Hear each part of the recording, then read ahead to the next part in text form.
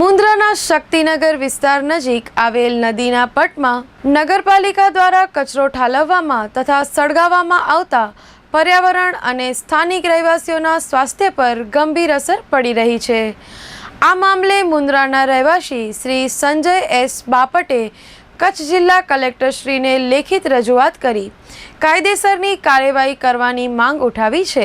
પત્રમાં જણાવ્યા મુજબ નગરપાલિકા નિયમિતપણે નદીના પટમાં કચરો ફેંકે છે, જેનો યોગ્ય નિકાલ ન થતો હોવાના કારણે તે કચરો અવારનવાર સળગાવવામાં આવે છે।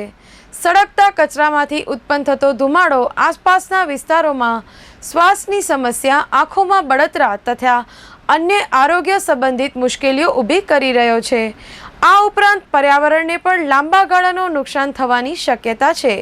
શ્રી બાપટે પત્રમાં તાત્કાલિક કાર્યવાહી કરીને આ પ્રવૃત્તિ રોકવા અને કચરાની વિજ્ઞાનસમિત પદ્ધતિથી વ્યવસ્થિત શોધખોળ કરવા માટે કલેક્ટરશ્રીને માંગ કરી છે। સાથે જ જાહેરમાં કચરો સળગાવવો એ પર્યાવરણ સંરક્ષણ કાયદાઓ અને સ્વચ્છતાના નિયમોનો ભંગ ગણાતા કાયદેસરની કાર્યવાહી કરવા અપીલ કરવામાં આવી છે। સંજય બાપટે આ અંગે રજૂઆત કરી હતી।